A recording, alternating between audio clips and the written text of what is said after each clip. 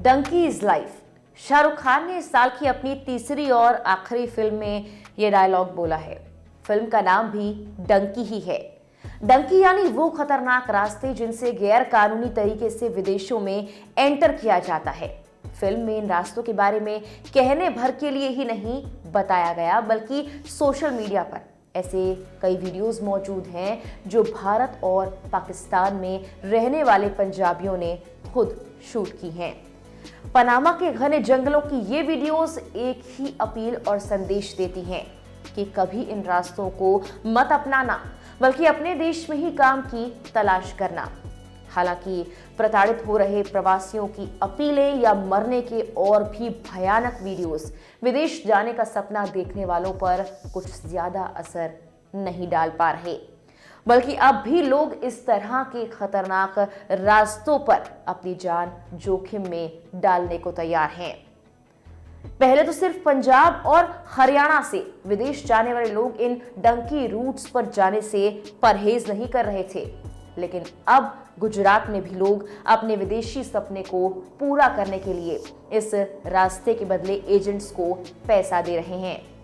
नमस्कार, मेरा नाम है मेघना सचदेवा। आप मुझे देख रहे हैं लोकमत हिंदी पर। डंकी मूवी में शाहरुख अपने कई दोस्तों के साथ डंकी रूट्स पर पाकिस्तान, अफगानिस्तान, ईरान और तुर्की के रास्ते लंदन पहुंचता है।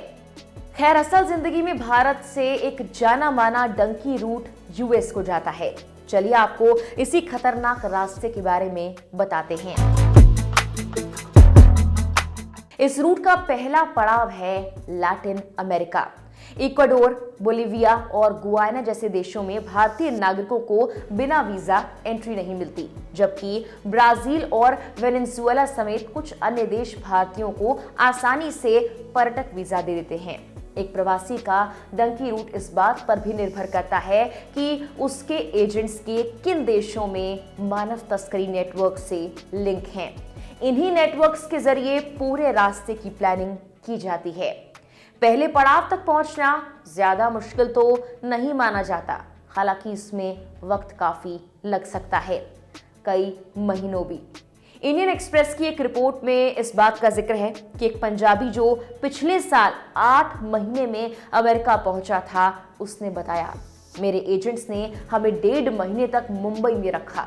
उन्होंने कहा कि वो ब्राजील में अपने संपर्कों से सिग्नल्स का वेट कर रहे थे, और अगर हम ब्राजील में इंतजार करते हैं तो हमें और ज्यादा खर्च करना होगा। कुछ एजेंट्स दुबई से मेक्सिको के लिए सीधा वीजा इंतजाम कर देते हैं। हालांकि स्थानीय अधिकारियों द्वारा गिरफ्तारी के लिहाज से ये खतरनाक है। सीधे मेक्सिको में उतरना सही नहीं माना जाता। यही कारण है कि ज्यादातर एजेंट अपने ग्राहकों को लैटिन अमेरिकी देश में ले जाते हैं और फिर उन्हें कोलंबिया ले जाते हैं, जो देश अमेरिकी सीमा के जितना करीब होता है, भारत से वीजा लेना उतना ही मुश्किल हो जाता है। अगला पड़ाव आपकी सोच से भी ज्यादा खतरनाक हो सकता है। कोलंबिया से प्रवासी पनामा में एंटर करते हैं। दोनों देशों के बीच खतरनाक जंगल डेरियन गैप को पार करना होता है। यहाँ साफ पानी की कमी, जंगली जानवर और आपराधिक गिरोह, ये सब आपका रास्ता और मुश्किल कर देते हैं।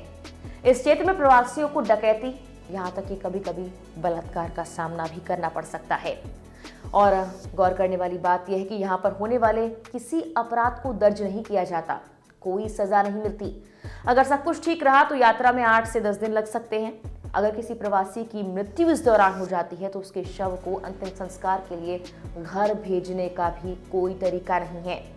इससे आगे प्रवासियों को नए एजेंट्स को सौंप दिया जाता है। अब शुरू होता है सरकारी एजेंसियों के साथ लुका छुपी का खेल। गुरदासपुर के युवक गुरपाल सिंह की साल की शुरुआत में एक अवैध अप्रवासी के रूप में अमेरिका जाते वक्त मेक्सिको में एक बस दुर्घटना में मौत हो गई थी। पंजाब में अपनी बहन को आखिरी कॉल में उन्होंने ये जानकारी दी थी कि उन्हें मेक्सिकन पुलिस ने रोक लिया है। वो भागने के लिए जल्दबाजी में बस ले चुके हैं। जब बस दुर्घटनाग्रस्त हुई तब भी उसकी बहन कॉल पर ही थी। परिवार को उनकी मौत के बारे में सूचना मिलने में 1 सप्ताह तक लग गया। भाजपा गुरदासपुर सांसद सनी देओल ने उस वक्त गुरपाल का शव वापस लाने में मदद की।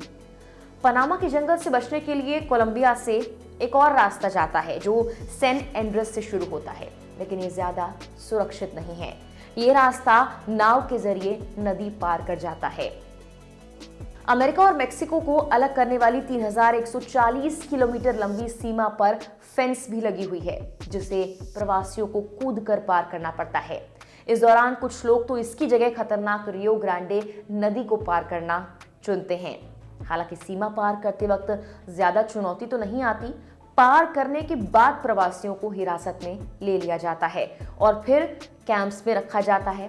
अब उनका भाग्य और भविष्य इस बात पर निर्भर करता है कि अमेरिकी अधिकारी उन्हें शरण यानी कि असाइलम के लिए उपयुक्त पाते हैं या नहीं।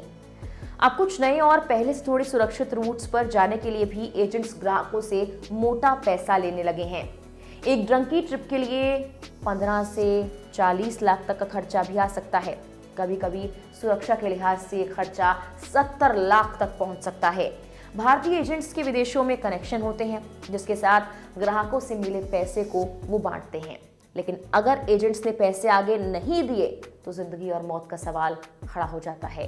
कुछ पंजाबी लोगों ने इस बात को स्वीकारा भी है कि उन्होंने किश्तों में एजेंट्स को पैसे दिए। अगर वो यूएस बॉर्डर तक पहुंचने से पहले पूरी पेमेंट नहीं करते तो उन्हें जान से मार दिया जाता।